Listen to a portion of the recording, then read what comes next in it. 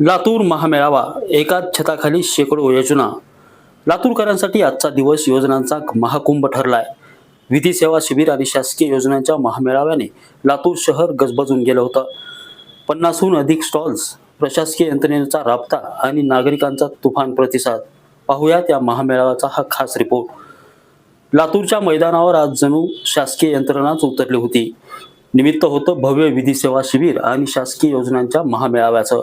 एका बाजूला कायदेशीर सल्ला आणि दुसऱ्या बाजूला सरकारी योजनांचा लाभ अशा दुहेरी उद्देशानं भरलेल्या या मेळाव्यात 50हून अधिक स्टॉल्सनी नागरिकांचं लक्ष वेधून घेतलं. यात सर्वात जास्त गर्दी होती ती लातूर महानगरपालिकेच्या स्टॉलवर. या योजनासोबतच सुरक्षेचाही जागर इथे करण्यात आला होता.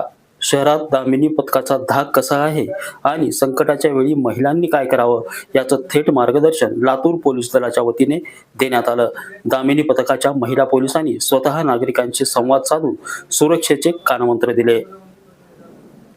केवळ योजना आणि सुरक्षाच नाही तर रस्ते रक्ताळू नयेत यासाठी आरटीओ विभागही सक्रिय दिसला.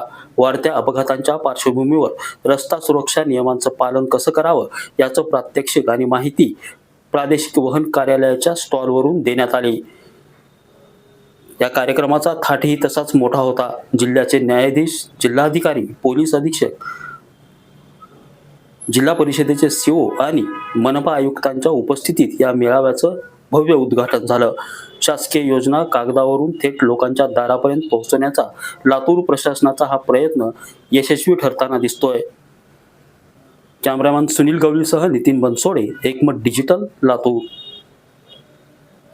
तर या ठिकाणी आपण स्टॉल लावलेला आहे. कशा पद्धतीची माहिती लोकांना देतात. रस्ता सुरक्षा सप्ताह असेल किंवा बेकार ड्राईव्ह असेल, त्या केसेसबद्दल विशेषतः ह्या केसेस दिवसेंदिवस वाढत आहेत. त्या केसेसबद्दल कशा स्वरूपाची माहिती देतात, कशा प्रकारचं मार्गदर्शन. आज या ठिकाणी महाविधी सेवा शिबिर आयोजित करण्यात आलेलं आहे आणि या विधी सेवा शिबिरामध्ये प्रादेशिक परिवहन कार्यालयामार्फत स्टॉल लावण्यात आला आहे आणि या ठिकाणी जो मेन मुख्य हेतू आहे ते रस्त्यावरती होणारे अपघात कमी करणे हा याच्या पाठीमागचा उद्देश आहे. याच्यामध्ये जो आहे रस्ता सुरक्षेविषयीची माहिती, तसेच होणारे जे अपघात आहेत, गेल्या वर्षामध्ये जेवढे अपघातांची वाढ झालेली आहे ती अपघातांची संख्या कशी कमी करता येईल या संदर्भातले आमच्या कार्यालयाच्या तर्फे काही मार्गदर्शक, रस्ता सुरक्षेविषयीचे मार्गदर्शक, तसेच काही बॅनर आणि काही स्टिकर्स आणलेले आहेत.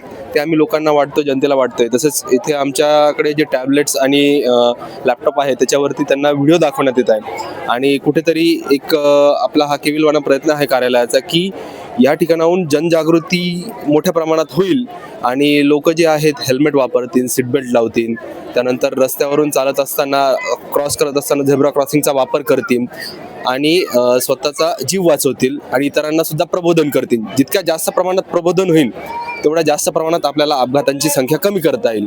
आणि जे अपघातांची संख्या आहे यामध्ये आपण मागच्या कार्यक्रमातच सांगितलं होतं की मुख्य जे अपघात होतात हे दुचाकी चालकांचे होतात, म्हणजे टू व्हीलरवाल्यांचे. आणि टू व्हीलरवाल्यांचा असा गैरसमज असतो की जो पाठीमागे बसणारा आहे त्याला हेल्मेट घालायची गरज नाही, पण हा अतिशय चुकीचा गैरसमज आहे.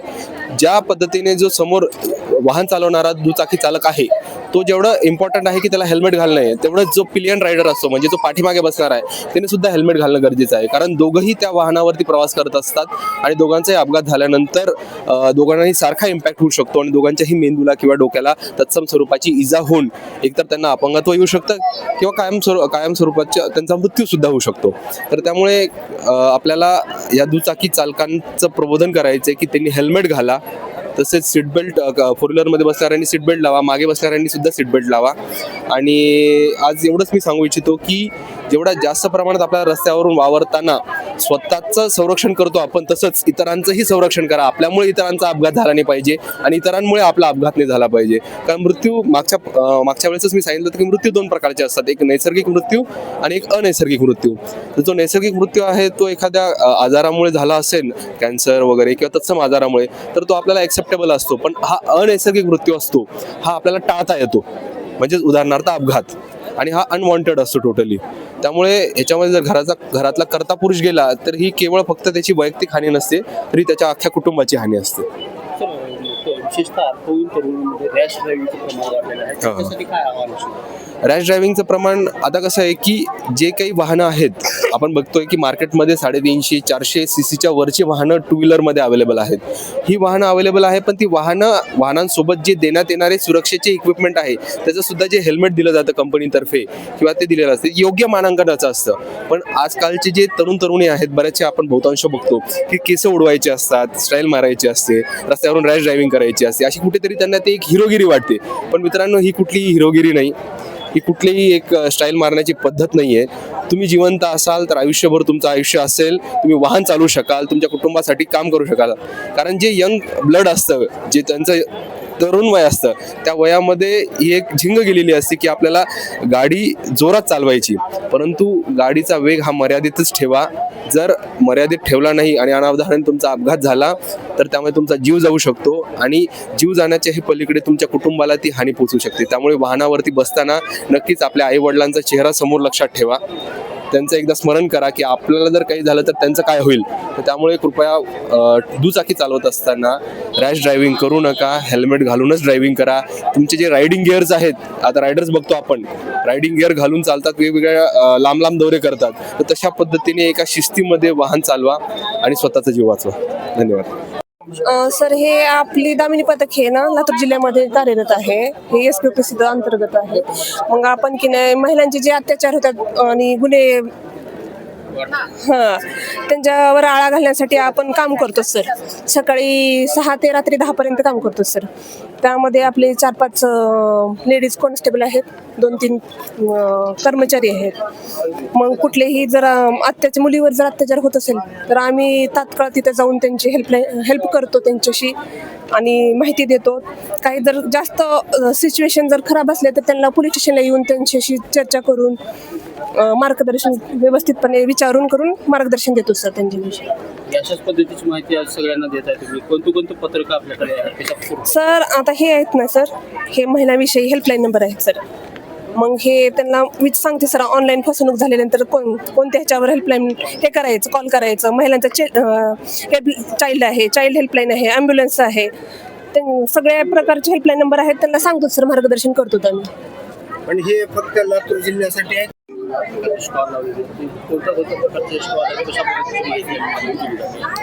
या ठिकाणी शासकीय योजनांचा जो मेळावा आहे त्याच्यामध्ये महानगरपालिकेच्या वतीने लाभार्थ्यांसाठी ज्या योजना आहेत शहरातील विविध लाभार्थ्यांसाठी, त्यामध्ये रमाई घरकुल आवास योजना असेल, पंतप्रधान आवास योजना असेल, त्याचबरोबर बेघरांसाठी निवारा आहे, त्यानंतर वेगवेगळ्या प्रकारच्या बचत गटांसाठी ज्या योजना आहेत, त्यानंतर फेरीवाल्यांसाठी जी कर्ज योजना आहे, अशा विविध प्रकारच्या वैयक्तिक लाभाच्या योजनांची माहिती या ठिकाणी लावण्यात आलेली आहे. त्याचबरोबर आरोग्य विभागामार्फत ज्या काही सोयी सुविधा पुरवल्या जातात आणि त्यातल्या कोणत्या लाभाच्या योजना आहेत या सगळ्यांची माहिती देणारे स्टॉल या ठिकाणी महानगरपालिकेच्या वतीने लावण्यात आलेले आहेत.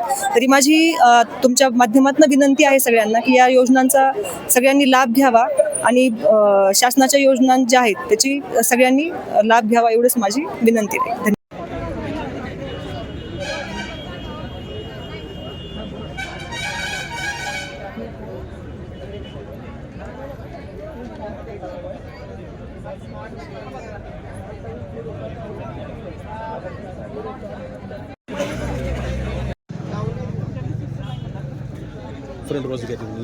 एक मिनिट घेतो सर.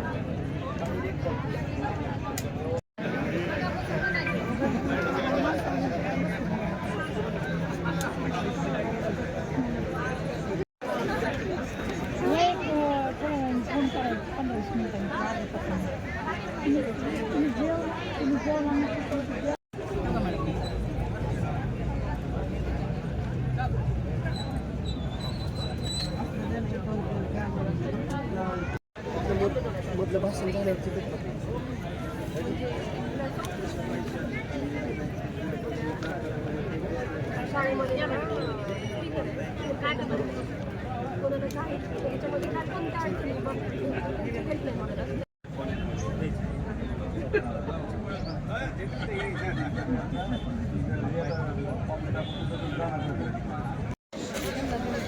आपल्याला काय उपयोग नाही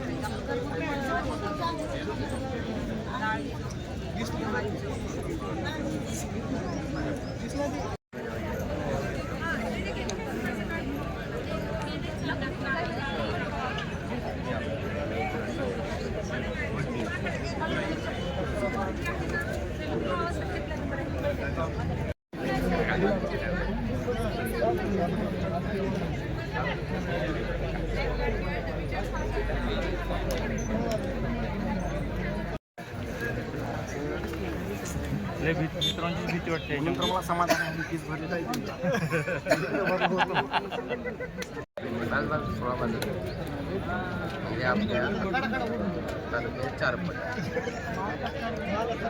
आपल्या सगळ्यांपर्यंत पोहोचले जावे.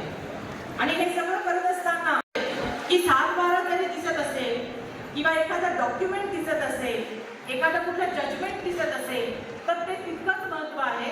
पण किंबहुना त्याच्यापेक्षा वॅक्सिनेशन वगैरे त्याच्यासाठी असणारा स्टॉल असेल, बेघर व्यक्तींसाठी काय उपयोग आणि काय माहिती असू शकते, रस्ते अपघातांसाठी अपघात होऊ नये म्हणून त्याची केंद्रस्थानी केंद्रबिंदू ठेवून अशा कार्यक्रमांची निर्मिती होत असते. आणि याच्या मागचा मुख्य उद्देशच मुळात असा आहे की ज्या आणि जिल्हा परिषद सीओ असतील, आमचे पोलीस अधीक्षक असतील, आमच्या मानसी आयुक्त असतील, शेतकरी जे असतील की बघत असतात परंपरागत रेखाटन ग्रामीण भागातल्या कानामध्ये तांड्याची नाव या ठिकाणी आलेल्या आपण शेतकऱ्यांसाठी जोरात टाळ्या वाजवूया. या रीतीने या ठिकाणी साजरा होत आहे. या उद्घाटन समारंभाच्या निमित्ताने माननीय न्यायमूर्ती श्री एस सी चक्रगावकर सर, माननीय न्यायमूर्ती श्रीमती वैशाली पाटील जाधव यांच्या पूर्ण लिडरशिपखाली हा कार्यक्रम झाला आहे.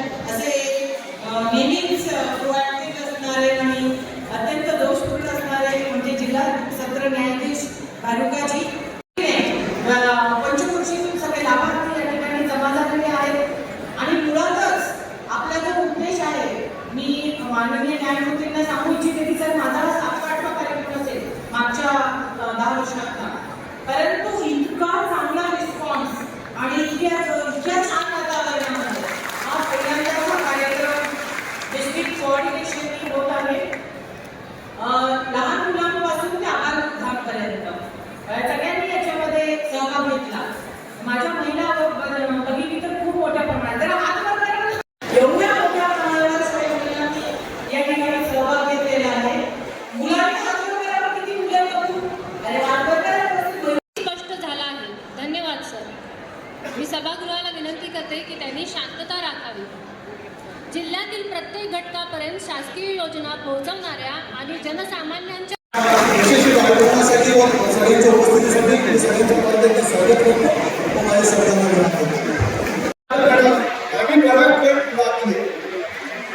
परंतु त्यातले बंधभूमी आहे आम्ही परागले मुलातले परंतु त्यातले उद्घाटनासाठी तुम्ही दिलेला आहे. कारण आपण आल्यामुळे या कार्यक्रमाची शोभा वाढलेली आहे. हे सगळे उद्घाटन झालेलं आहे. मी